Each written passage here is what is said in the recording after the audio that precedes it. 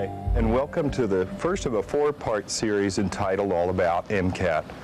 We're planning to bring you a series of shows that will describe various aspects of Missoula Community Access Television. We're going to talk about issues facing public access today in a kind of general way across the nation and in a very specific way in Missoula, Montana. This is the first show that we're going to do. It's called The Basics. What we're hoping to do in this show is show you some of the programs that have been made at this Missoula Community Access Television Center in the last 10 years and go over some of the things in our Access Television Handbook that gets people started making programs right here in Missoula. I've got some guests with me today. They have graciously consented to be kind of the guinea pigs. This is their first TV appearance, is that right, in your lives? No? Okay. It's not their first TV experience. Sounds like we have a discussion topic already. I'd like to introduce the people with me tonight. There's Bruce Trippinsey. There's Penelope Whitney. They are people who live in Missoula. They're interested in access. I said, well, gee, you could come to the orientation, or we can have a TV orientation so more people can share that process. On my right here is Michael Regan. He's a member of the board of directors of Missoula Community Access Television, and he's agreed to help me host this show. So there's going to be 3 more shows coming up. We're going to deal with the Artist in the Schools program that we've run here for 7 years in the next show, and then we're going to have a discussion of controversial programming, and then a discussion of what the future of access might be. So I'd like to start the show by asking Bruce and Penelope, you know, what brought them to access to begin with. Now, they've already told me, you know, they have a major curiosity, and they've kind of come as a favor to me as my guinea pigs. But I'm going to let them talk so you get to know them a little bit, too. Bruce, why don't you talk about, like, being in Missoula and your job a little bit, if you want to. You know, you can. It's okay. My job at the Crystal? Yeah, I would point out that I met Bruce, he's a volunteer at the Crystal Theater where I volunteer, and we were there together, and I kind of pitched the idea of him coming on the show at that time. So I'm interested in film, and I thought this was a great experience, great place to get a lot of equipment, availability, and, you know, I would play with ideas for doing a show. It's interesting. And I've always wanted to hold a video camera and, you know, take pictures of things. Right. Well, now we discussed that. They didn't have specific ideas in mind, but I told them, I'd ask you, like, if you made a dream show, what would it be? I mean, just saying you had all the time in the world, or, I don't know, what would come to your mind about making a television program? Actually, the only idea, I had 2 ideas. One was doing something like teaching a chemistry class, and the other was maybe showing documentaries, like following people in Missoula around, and then, you know, showing little day in the lives of people around town. Oh, yeah. And Pam, you're in the creative writing program at the U. Right. I mean, do you see like a kind of crossover of your interest in writing and a visual medium like video? In some ways, it seems like the visual medium would just be so much easier than having to sit down with a pen. You know, you've got the images right there. You can put them together in all kinds of ways, and the viewer can take away what they want to take away, and you kind of aren't as responsible as you normally are. I mean, I know that's not really true, but that's just what it feels like to me. That's so funny, because I've always had that, like, the opposite idea. Yeah. You know, that if I would only concentrate on writing, I could make anything happen. Whereas when I think of the video, like, oh, it'd be great, I just need like 6 sailors, yeah, in sailor suits dancing in this bathroom, you know. But now, which of my friends are going to do that? Where can I get the costumes? You know, so it always seems like, you know, there's this huge obstacle. And then I'd admire the beauty of writing so much, because I think, gee, if I had a pencil and some paper, there I would be. But you know what confronts me about that is the kind of loneliness of a writer. But I do think of that. I mean, in a way, that draws me to video, because just by nature, it has to be kind of a cooperative thing. And you're right, in a way, I always feel it's less responsibility. You know, because I want to take this opportunity to thank John and Jason Goebbels and John Cedarstein, who worked on this set a tremendous amount. And I'm never a control freak myself, so I always think, wow, God, they're changing again, or whatever. But it's just so fun to have, like, you kind of set in the video world is cooperative by nature. You kind of set like a mile parameter, and then all this stuff kind of happens around it. Right. That's intrigued me, and I guess I think of it as being less lonely. I don't know. And Michael, you've done some video work. I mean, you're a board member. Yeah, I originally came down here because my favorite TV show had been canceled, and I was hoping I could revive it here. Johnny Bago. It's a story of a fugitive running around the country in a Winnebago. But, Was that an MCAT show? no, it was just on NBC for about 3 weeks and got canceled. Wow. On the lam from the mafia, and he had 2 ex-wives after him in the FBI. And I thought, man, somebody's got to revive this. Did it work out? Did you revive it? And when I realized production was going to cost about $1 million a week, I couldn't even afford the Winnebago. So. Yeah. Should we? Well, I mean, see, there's another element Could of use a wagon. public access TV is it's a kind of scale down process in a way. But you know what I mean? It's like you do think of things, and I think everyone that kind of comes into public access is kind of coming to compromise anyway. Because it's true, we've got a lot of really great equipment here. But then if you look at it on a Hollywood scale or a network Corvette TV scale, it's very small potatoes. But on the other hand, if you were in any other city, you would have to pay hundreds of dollars to rent equipment and to use an editing facility and things like that, where those things are at your disposal here. Have you guys had experience with access in other cities, like in San Francisco or? Yeah, somewhat. Somewhat, yeah. Not like television access, but like film foundations. Right. Oh, that's right. That's Yeah. right. And I actually worked for a documentary series on PBS that you guys sometimes air their shows still. Oh, wow. Yeah. See, I didn't know that. Yeah. Well, It's one of the things you learn down here as it is. I mean, you mentioned that, yeah, maybe you don't have the big budgets here, but you also don't have 40 guys in Brooks Brothers suits watching you every move, telling you what to do. You have an incredible Right. freedom once you sort of give up the Spielbergian ideas. You realize you can do anything down here. I mean, I worked in Hollywood a little while, and, I realized that I was going to have to work 5 years and just to be able to bring donuts to the people who operate the equipment that you can get your hands on here in the second week. So. Mm-hmm. well, I mean, I think that is an interesting point about access and the various people that bring their interest to it, is that here a lot of people might just have interest in content. When they think of the pictures, they don't think in terms of a TV production, a Hollywood production. And I know we're always, kind of towing a line between those two worlds. Sometimes people will call on the phone and say, "Who did this show? This audio is terrible," or stuff like, "Why don't you tell them to move the camera?" Or they feel like we have produced the show, or we're responsible for the way it looks or something, and we ought to do something about it. And I know it is real difficult, to come up with a balance where we will try to train people as specifically as they want to be trained. If somebody wants to come in and talk about this wireless microphone I'm wearing compared to this omnidirectional that you guys are all sharing on the table, but we'll talk about the nature of shotgun microphone versus omni versus wireless or whatever. That if somebody wants to do a very in-depth training, a lot of that happens here one-on-one. There's a group class, which you got out of by doing this, so I notice we're not really talking about the handbook, and we haven't used our rigged questions yet.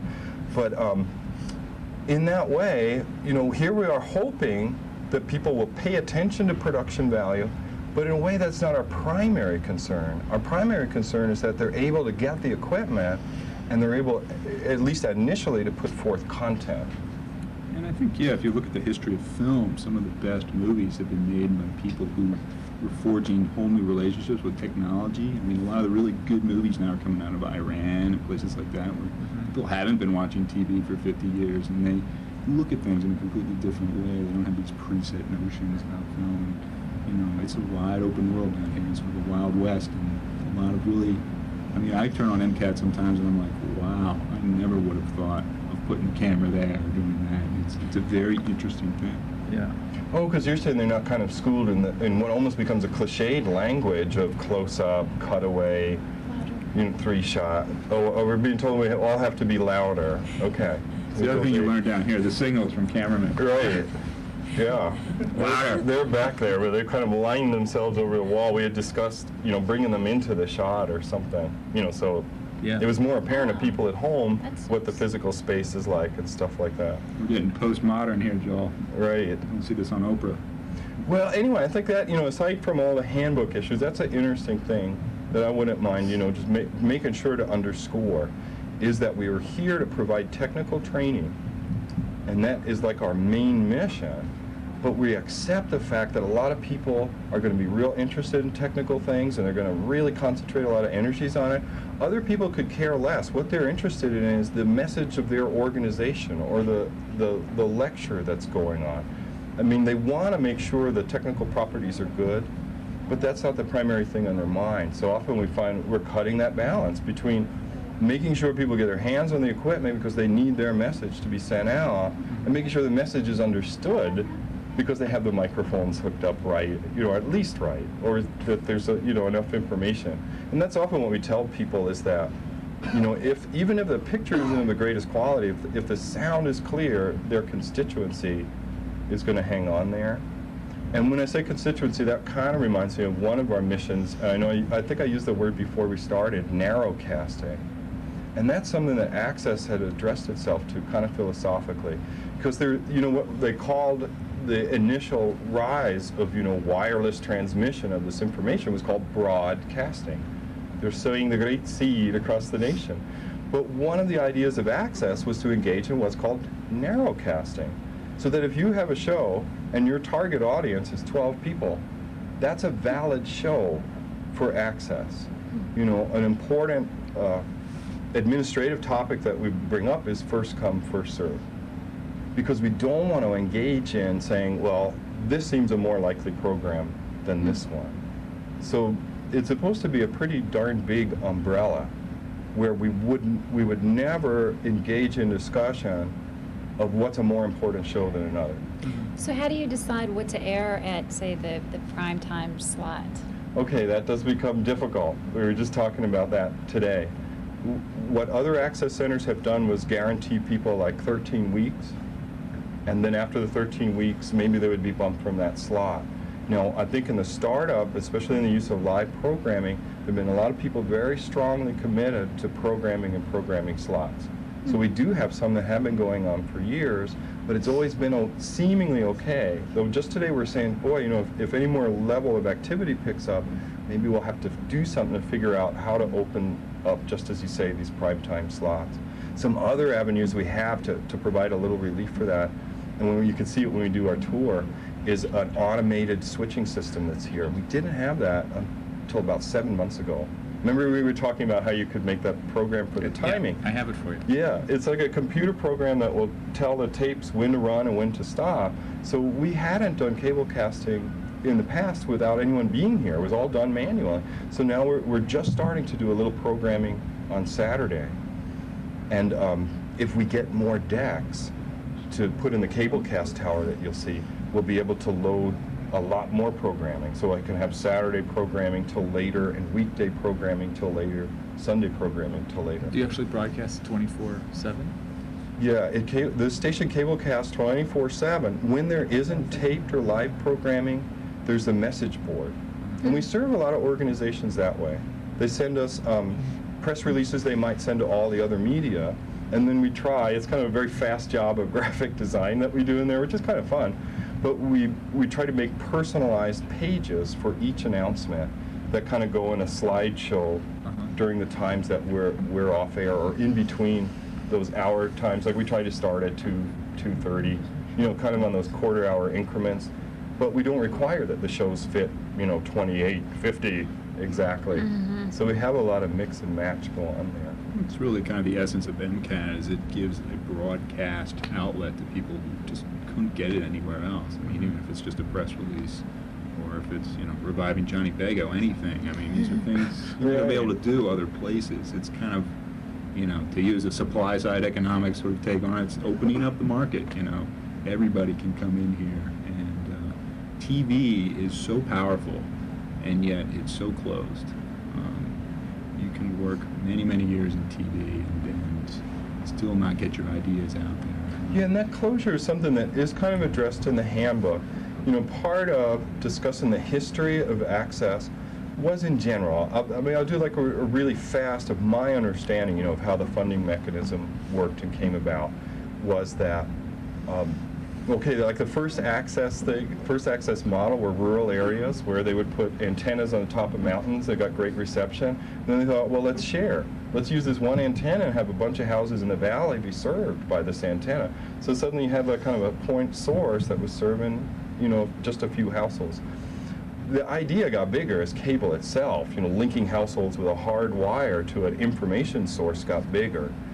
And the most basic notion about it was, because the cable company is using any municipality's right-of-way, as if the state, the county, the city, they're using those telephone poles, the alleyways, the whole infrastructure of the roadways to lay down this cable and bring it to houses at extraordinary profit.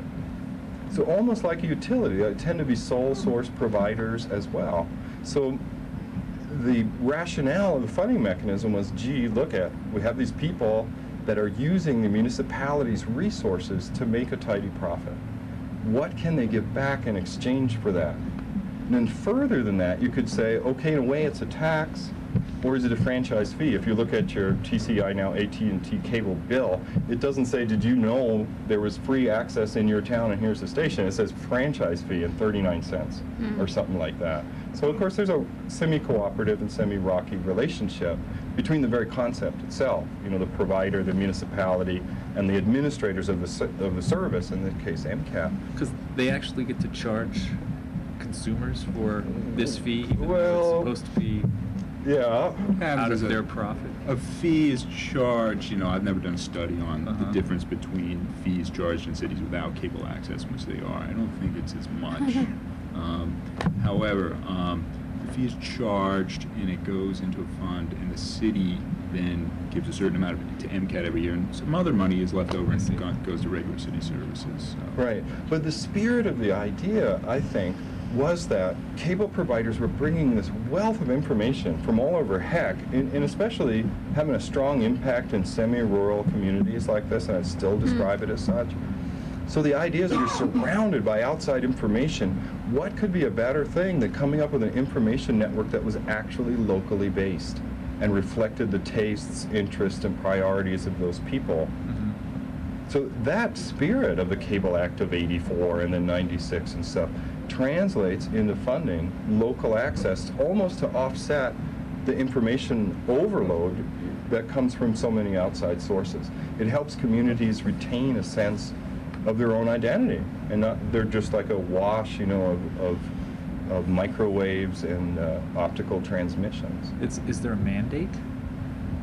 Like, do they have to? Other the cities, acts no. have to, I mean, this. force cities to supply this? I mean, I guess that, you know, that's part of the history part, is that a lot of dedicated people in Missoula started really early trying to get the idea of this franchise opportunity available to governmental leaders, and doing surveys and trying to get the community itself turned on to the idea that this was a possibility.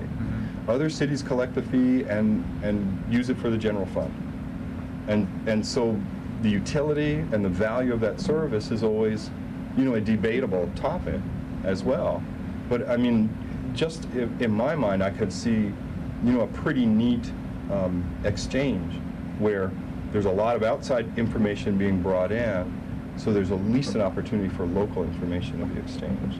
Which is, you know, goes against the trends of broadcast and mass media, which is like, we're getting more and more information from less and less sources these Or days. less and less information, Well, less yeah. and less sources. Depending on how you describe information.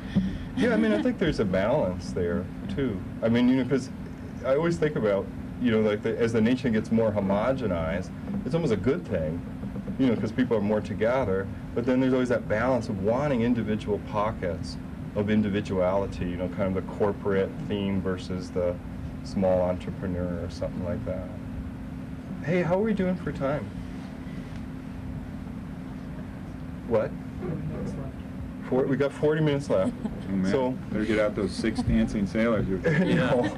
Well, I have the equivalent of the 6 dancing sailors. So this is just a signal to people in the back to cue up this tape, and I'll set it up for the folks at home and the folks on the replay of the show. This is a 20-minute tape. I'll take responsibility for it. I kind of cudgeled my brain to come up with an A to Z description of work done at MCAT. I couldn't think of stuff for every letter, and then I kind of spent maybe too much time at the beginning than the end. But Lori, if you're back there, it is time to cue up the tape now.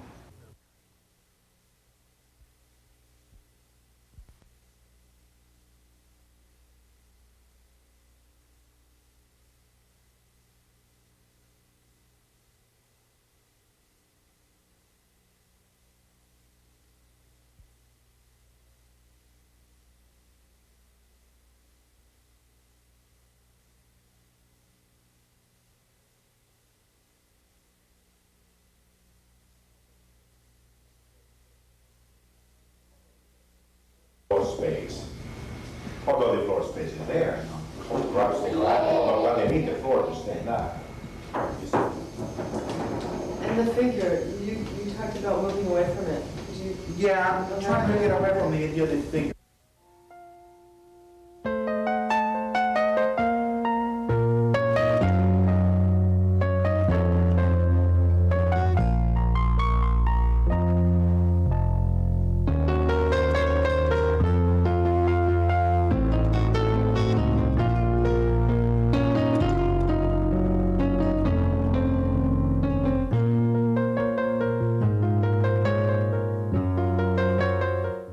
This is my presentation of a jungle scene, and it was painted on a snowy day here in Missoula in 1979, and I really never painted before, and it sort of came out as artist material for a non-artist. And for somebody that never painted before, it came out, has certain qualities to it, I think. The knowledge I acquired there has helped me even to this day, because they taught me what paint was made of. They told me how to apply paint. They told me all the techniques of paint. They showed me all the kinds of the brushes you use to put on the paint. See, in the art schools, they don't teach you how to apply paint because they don't know how to apply paint.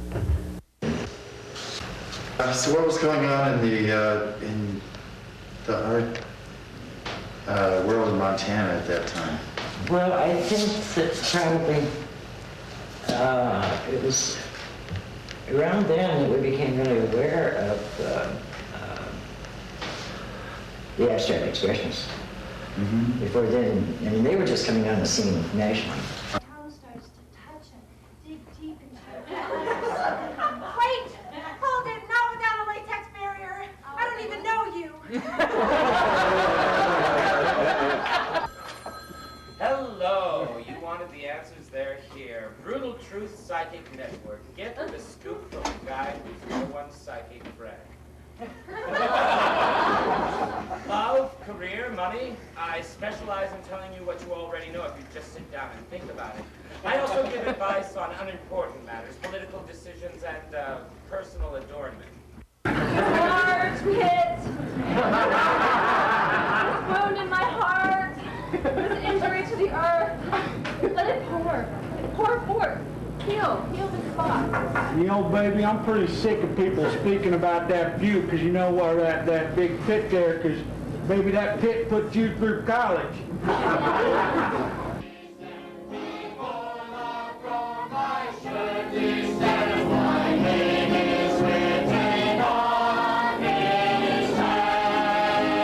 And of course, then it says, but now my guilt. All that guilt. It's washed away. Amen. In Jesus' blood. Amen. I'm glad I'm saved tonight. Amen. I hope you'll get saved if you're not saved. Amen. Amen. God bless you, and you may be seated. This is the Awful Truth About Society show by Rebbe Dog the Punk. This would be episode 77, I think, or I don't know what it would be. But I call it Soldiers of Christ Fight to the Death. The devil now rules the world. And that is the absolute truth. There are several ways to decorate your watercolor paper that you will use for the pages and covers of your book. The dry technique. The watercolor paper may be painted completely dry. Watercolor, thin tempera, and acrylic may be used. Using the dry technique, students are able to have greater control of the color. but as the end result is often tight and less spontaneous looking. Complete one side of the paper and let it dry thoroughly overnight before painting the other side.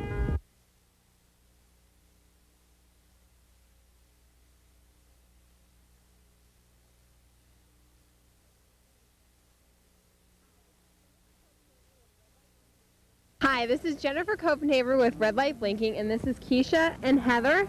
And I have a question for you guys. Why is this program so important to you?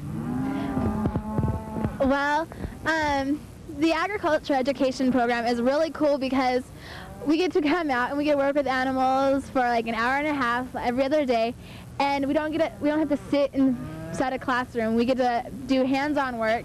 And then through the FFA, which comes out of the ag program, we get to go all over the place. Like, I'm going to Kentucky.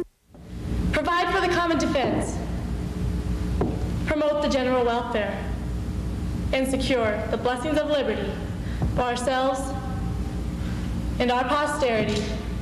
Do ordain and establish this Constitution for the United States of America.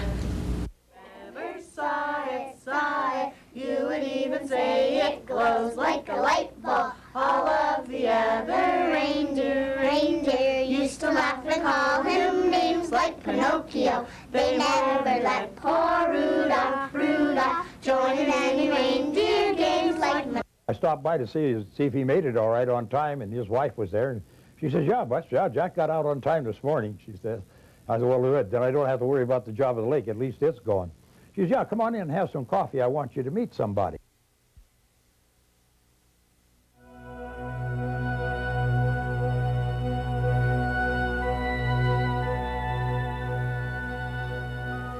The Milltown Reservoir is the wetland area created by the confluence of the Clark Fork and Big Blackfoot rivers. It provides habitat for local wildlife and recreational opportunities for area residents. The reservoir also contains toxic sediments that contaminate drinking water and threaten downstream wildlife habitat. Fires, pests, and disease have created catastrophic conditions on 20 million acres of our national forests. Under the Forest Health Plan, their solution is logging. Following the wildfires of '94, this plan has accelerated. In the name of forest health, the Forest Service is violating environmental laws. Everything we did was through prayer, our people. We didn't call it a religion, but we called it our way of life. Say when the wolf was out hunting, out on the plains, he sees an antelope at a great distance. Now that wolf knows he can't outrun that antelope, and so what he does, he kneels down in the tall grass and wags his tail back and forth. Antelope are very curious, as you guys may know, that hunt. And so he'll come and he'll start circling and circling, the wolf's still wagging his tail.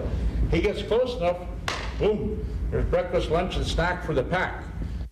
These 19 men and women are part of a larger group of 1,000 refugees granted visas in a Special Immigration Act 1990 provision. Some have fled Tibet recently, escaping persecution by the Chinese government, while others have been living in Tibetan communities in India, having left Tibet with their families in 1959 when the Dalai Lama fled the country.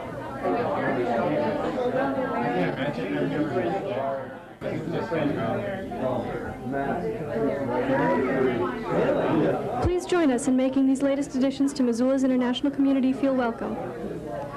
There is still a need for basic household furnishings and other supplies, and anyone wanting to help out or just to become a friend is urged to call Nancy Trueheft. That's what it's used for. Okay, the principle, that's fine. The principle here is the logic of dividing from business from personal. And she's saying, I'm marking on receipts, I'm storing some food separately. She's able to show that. And that's what's important. The IRS is not going to come back to you and say, the person who did it, the percent, say, no, it's not 50%, it's 48.52. So they're not going to want to figure it out any more accurately than that. And if you're showing them how you separated it, and you're using logic, and you're reasonable about that, you're fine. Thank you, Jim. My name is Ed Mayer. I'm with the Missoula Housing Authority, and I appreciate your indulgence. I apologize I didn't get this packet out to you and your packet out Friday. The Housing Authority is requesting that you set a hearing for one of our housing projects that we have proposed. It's a project at 34th and Russell. We intend to build 53 units of affordable housing, and as part of that development, we are pursuing a tax exemption, property tax exemption for the property. I'll be chairing this committee of the whole. We also are pleased to have with us the county commissioners and the mayor. And the item on our agenda is a briefing on the Y2K, from the Y2K Planning Committee, and I'll just go ahead and let you guys brief us, and then I believe we'll have time for some questions. As Stan mentioned, I came to Montana as a National Science Foundation visiting professor at MSU in Bozeman, and thought since I had 2 years in Montana, I'd like to do an article on something about Montana. And given that I've worked extensively in the history of aviation, I thought I'd see if there was enough aviation in Montana to do an article on.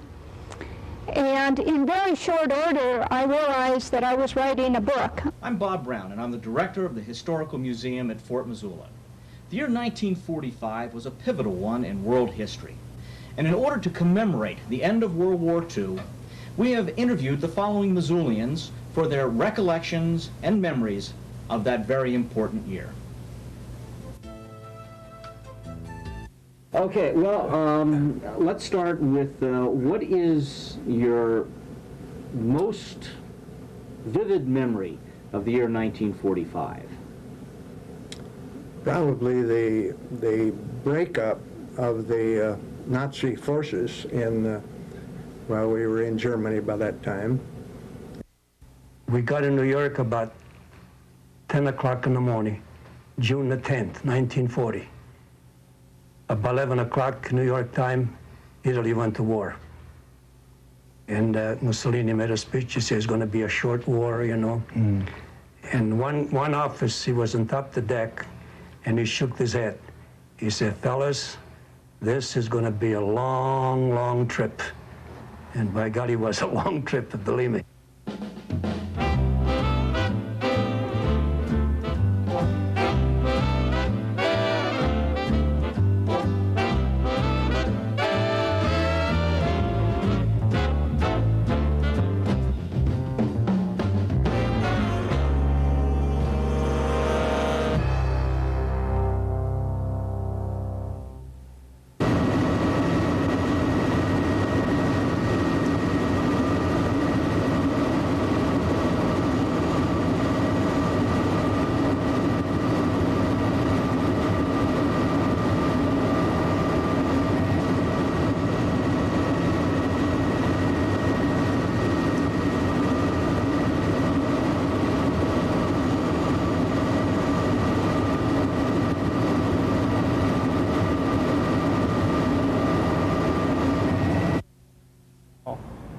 You might also give us weather conditions at the site or at the scene.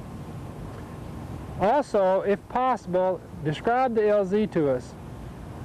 If not after your first call, then when you're on the scene on the radio. Organizing for Justice in the New Millennium. You know, what a wonderful title. What a wonderful goal. What a wonderful vision.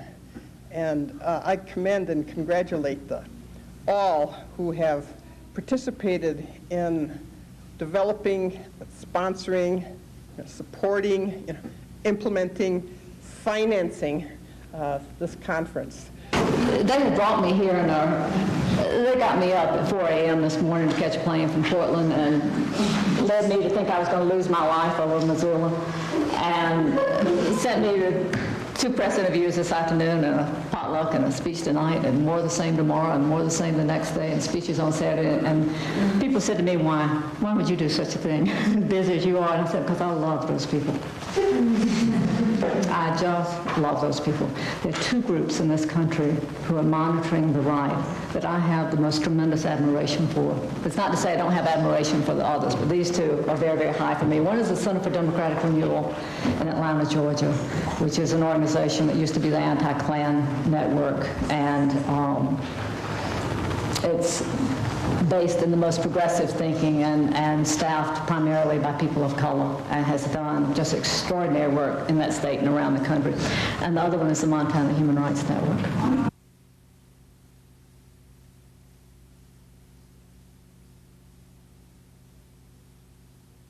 The point was that you guys do such beautiful writing. It's always so powerful and often maybe sometimes so funny or just wonderfully well-crafted use of words that express a lot of what you guys are about, and I appreciate so much you're sharing that with us. And so my main goal was that you had an audience to share this with, and so that's why I created the Young Adult Writer Series. One day, in the new dawn's light, a cloud is painted quiet magenta. Time passes into an indescribable beauty, that of silver streaks of interwoven light and purity. Then the blue heavens open, as if a tome of quiet fragility. How's everyone doing tonight? We are so happy to be back here in the Flathead Valley. It's great. Thank you all for coming out tonight. This is called Continental Drift.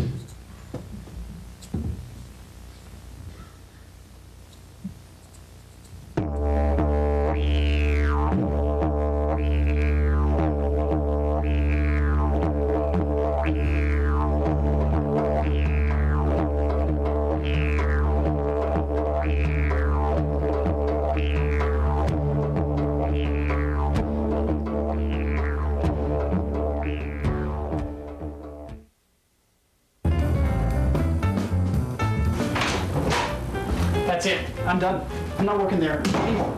Pups? I'm done with them. That's it. Heard this before. Shut up. This time it's for real. I'm not going back. Not going back.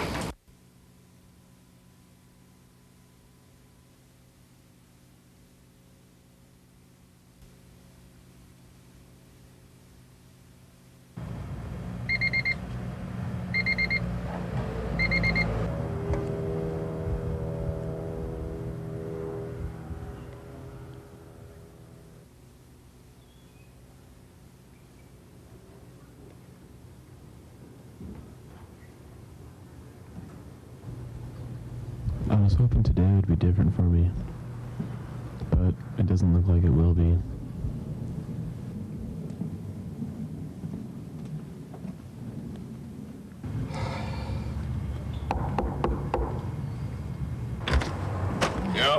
Hi, Mr. Smitty. It's Stuart from 4C down there. Listen, I locked my keys in my car, and I seem to. The keys of my apartment are on there also. So if you could. But economics was really the science of how people behave Right. and how they deal with each other, and that's what makes it a life science and not simply a sterile science. But would you explain the anti-capitalistic mentality? Well, yes, I think it's very interesting. I skimmed over it again, and he takes, von Mises takes different aspects, and it has to do with the understanding or lack of understanding of people. And he says the sovereign consumer, the consumer is the one that regulates the market and controls the market by buying or not buying what's offered.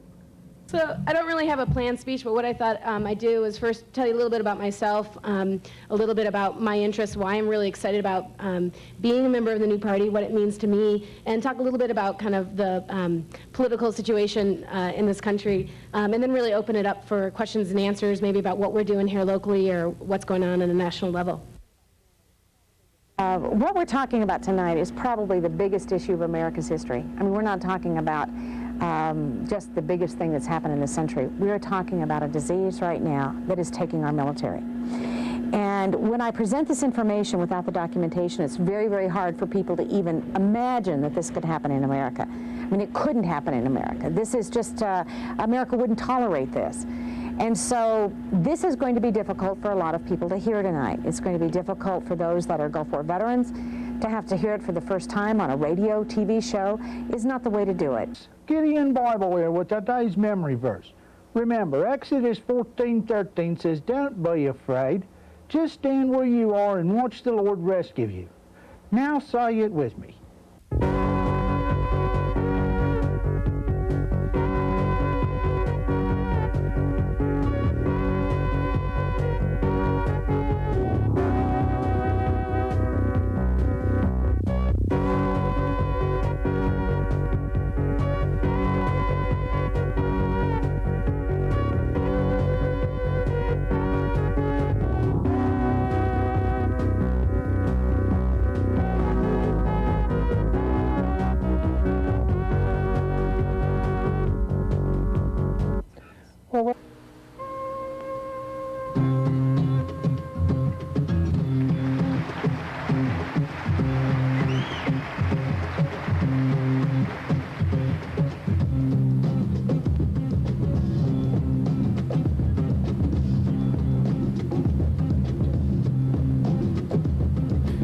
From Court 2. Come on, man. And with the local DVC news, LL Cool J with a triumphant comeback. More absolutely. But tonight, don't call it a comeback. I've been here for years. I'm rocking my pants, putting suckers in fear, making the tears rain down like a monsoon. Listen to the bass go boom, explosion. Overpowering over the competition. I'm towering, wrecking shop. When I drop these lyrics that'll make you call the cops. Don't you dare stare. You better move. Don't ever compare me to the rest that are all get sliced and diced. Competition's paying the price. I'm gonna knock you out. Mama said knock you out. I'm gonna knock you out. Mama said knock you out. I'm gonna knock you out. Mama said knock you out. I'm gonna knock you out.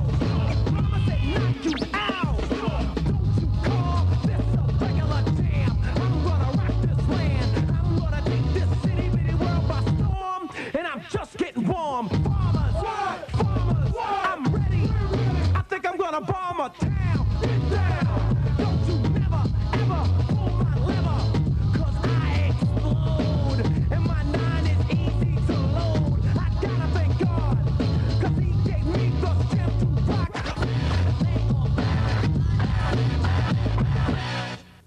Okay, we're back.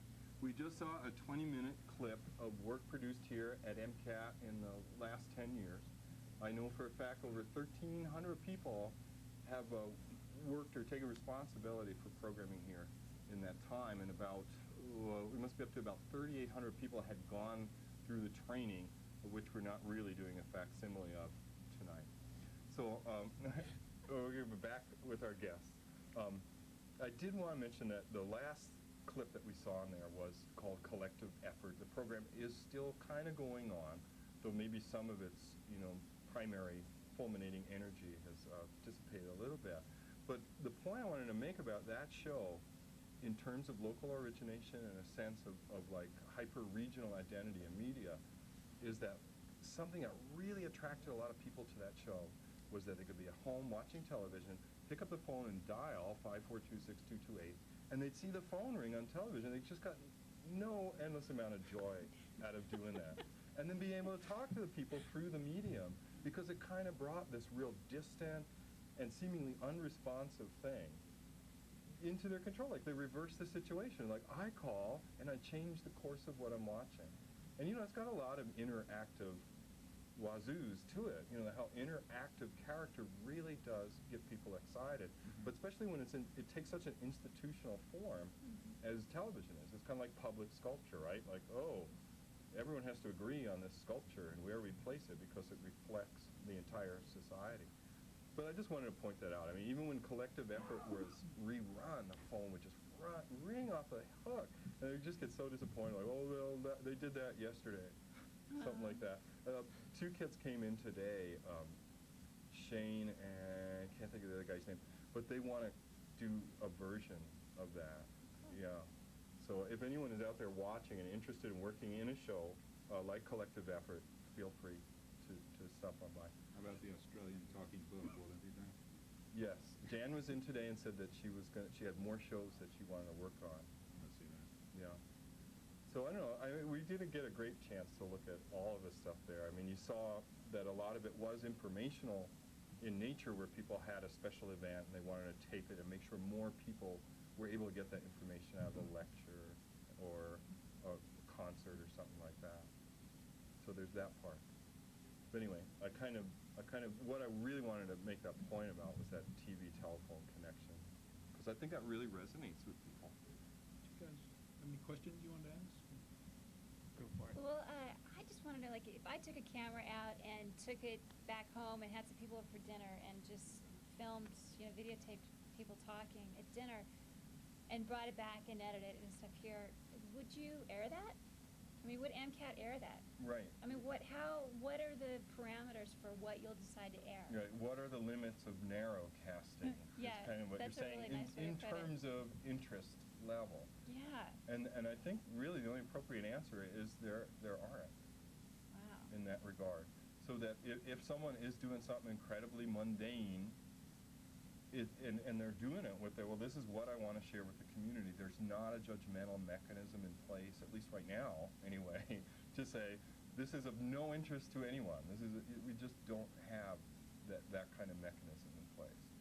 And part of that, I think part of that element of that non-judgmental character is the place only works on volunteer effort. I mean, you could point to the fact that there's like a staff, and the staff people are paid and stuff like that. But we could not generate this amount of programming if that were the case. You need like an army of folks, 30, 40 times more. So the only way it works is by volunteer effort.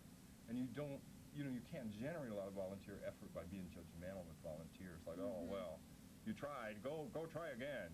Come back when the sound is better and stuff like that, So, I mean, that kind of, to answer your question, everyone is still in the social contract, whatever that is.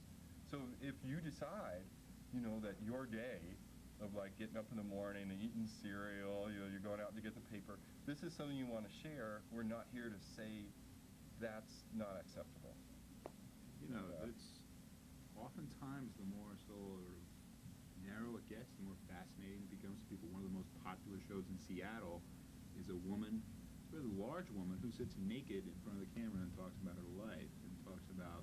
It's like Wendy's World or something. She's available on the internet 24 hours a day. She's a superstar now. Yeah. But, okay, we've got 10 minutes, so it's time, you guys, to do the tour of the facility. So Jason's going to pick up a different camera. We'll just give him a little time to get ready. He's got it on his shoulder. Okay. So there's no obscenity laws against being naked on camera? We can talk about those. Yeah, later. that's program 3, you guys. Programming policy is definitely program 3. It's nothing that we're going to shy away from. So we're moving out of the studio now into what is kind of the cable cast area. Yeah, we're coming around the bend to Mary and Lori, who are also staff members here at MCAT. So in this area, we're getting feedback if somebody's got crown. It's number 3, microphone number 3. Yeah, and also because you have the monitors up on the speaker, so I can't get too close. Okay, there, we're doing a little better. So, I don't know, Jason, can you kind of come around here, too? And so people can see that there are a series of decks here, and these decks are programmed by a computer now to run programming successively. So right now we're able to do programming like an hour, 2 hours, 2 hours, and another 2 hours at best. So there's still a fair amount of attending to this during the day while we're helping people, while we're training people, while we're running the facility. So sometimes our attention to producers coming in seems kind of scattered, like, oh, gee, they have stuff to do. So, and that's just a factor for people coming. This is a lot better. Like before, it was like throwing a log on the fire at 2:59. Now it's kind of like throwing a log on the fire between 2:30 and 3. So it doesn't really reduce the amount of work we have, but it condenses it, the cable cast work, so we have a little more time to deal with folks when they come in. And this is the control room that affects the cameras that we were on and the camera that Jason is on now. it has the ability to dissolve between one camera and another. You can incorporate pre-recorded tape in the show, or as a background with that chroma key effect. And then the sound can be controlled with a soundboard, where people can also add CD music or audio cassette tape as well. Can you do funny wipes and fades? Yeah, I mean, this has got a number of funny wipes and fades. Not an extraordinary one. You could do split screen, you know, where you appear to talk to yourself or double yourself up, or have insets and things like that. Here is where the pages are made for the community calendar. So people can send us something like this. They can fax us at 721-6014 or email mcat@mcat.org. And we kind of, you know, we do what we can. I don't know if Jason can get a shot of this. I kind of enjoy this work, and there's a fair amount of it. I think we probably process, I don't know, at last count, I thought in '99 we did about 2,200 of these things.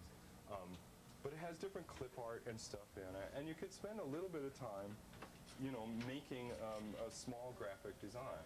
I mean, you kind of have to balance it against the needs. No, probably the training curve would be too high.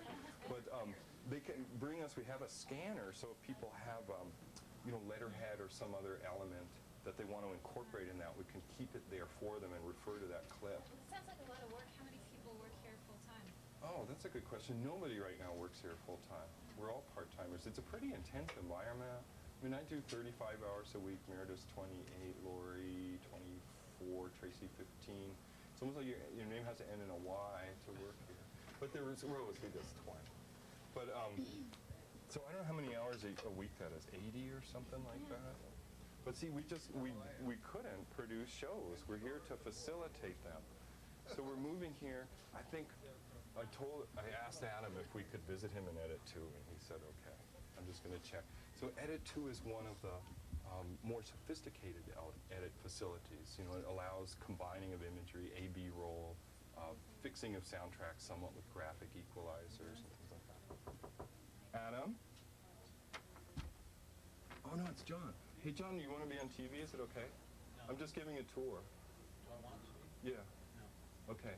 Can we just poke the camera in here a sec? Sure. Okay. Turn your head away. Okay. This fellow doesn't want to be on TV. We don't mind if we take a peek. He's working in Edit 2.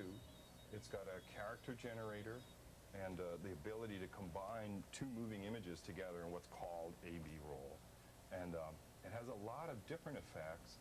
Provides a turntable for records, cassette player, CD player, and then something of a graphic equalizer in the way of the mixing board. And then you can see there's programming going on. Thanks, Mr. X, for allowing us to visit. People do store their tapes here, sometimes for years at a time. But you know, if they're big, they're bulky, working on a project, people can carve out space, provided it's labeled, and have it there. Producers work here a lot, you know, sometimes 12 hours a day, so there's always something going on. Hey, you guys, I'm doing a show for MCAT, and we're on the air, but I just want to see if it's okay to pop in and just look. Okay, is it all right? Okay. All right, thanks. So this, you guys, is kind of the reception room area, and I'm going to have to lower this or we'll get feedback. But you can see it's kind of small, and we are grappling with different issues of like, how can we provide, here's Edit 1, for instance, with a kind of room divider, a dub station for making copies of work. But how can we provide people privacy, you know, to do their work, and at the same time have meeting places where people can get together and discuss the shows? And we're still kind of grappling. Laura says there's 5 minutes left to our show. So we're still kind of grappling with that kind of stuff. You know, it's like we need more room. I mean, now we're in the studio, so sometimes the studio can serve that function, you know, for overflow of folks and stuff like that. Oh, sorry, Heidi. Sorry, Joel. Here's the office. We see board member Michael Reagan, busy on the phone. My agent. He's on. He's a. Pissed I got canceled off the show. Well, he just couldn't go on the tour. There wasn't room. I don't know, Jason. If you can swing in here, you can see where most of the equipment is stored, and you could just get a small idea of the stuff that's here. There are 3 different lighting kits. Each one is a little bigger. There's a nice, easy lighting kit there. And then some sophisticated cameras, one of which Jason is using, super cams that have really excellent lenses on them and no automatic anything. And then more typically, we check out a small camera that some people may have seen in the show in the studio that has a number of automatic features, and it has a special effects kind of built in, like a very small nature, like that. Of the programming people have produced in the past, we've been kind of archiving them. They are on database. We've been working on making that database kind of searchable friendly so that we could put in keywords. So you want to look on work done on feminism and then get tape numbers. So the tapes are kind of stored, in numeric order, but then they correspond to the database. And we check out tapes right now for free for people to use. They can use 10 tapes per project of either format, though most of the stuff we have now is shot on this SVHS tape. It's all better than VHS, but you can do post-production on the now antiquated 3/4 inch, though it's a very stable image and it makes really good subsequent copies. It seems like the decks aren't being that supported anymore. So that's kind of shocking. If you wanted to watch one of the archive tapes, can you take them home or make a copy? Well, you can't take them home, but what you could do is reserve time at the dub station or one of the edit stations, so you'd be able to look at it. Or, if someone was a local archivist historian, actually wanted to look through 10 years of material, because I think that's getting real interesting, the notion of private lives and historiography. Like what are some of the smaller stories that contribute to an understanding of a particular point in time, like that. But yeah, that's been kind of slow going. Volunteers have helped, by looking at program contracts, which everyone fills out saying, I am the producer of this. Okay, Lori's saying there are 2 minutes left to our show, but that I'm the producer of the show, it's my content, and then often we ask for a brief description. And then to help people out, we also have pre-production plans that people fill out. So it kind of says, well, how much crew would you need for your show, or who is your intended audience? How would you, think of publicizing the show through different outlets? And some people have done that. They've taken out ads, to have people. Jason's beckoning us out. I think he wants us in the studio to wrap up. Oh, because we haven't seen Edit 3 at all. Duh. Okay. So this is the latest acquisition to MCAT, and that's the computer non-linear edit system. And rather than having to, when you use the analog tape and you make a decision, often it gets set in analog stone. Like if you decide 2 minutes into your show that you'd like to add 30 seconds to the show, in the analog world you have to start all over again from that insert point, because the tape is never going to stretch. You're always copying. It's never made longer by an act of will. This system is highly flexible. It gives little picons for the shots that you'd use, and you arrange them kind of symphonically in sequence on this side. And I had loaded just a few things. I don't know if Jason can get a look at it. So if we came in here then, are there sessions that we can sign up for to learn how to use this? I mean, it seems pretty complicated. It's pretty complicated. As I said, the basic orientation, and Jason does a really good job of videography training after how to use MCAT, that is one of the few group training activities that go on here. Most of it is by arrangement, and it's a one-on-one teaching situation. So you get me, Lori, Mary, Tracy to show you how to use Edit 3 for as long as your learning curve might require. Okay, I guess we better go back in because we only have 1 more minute.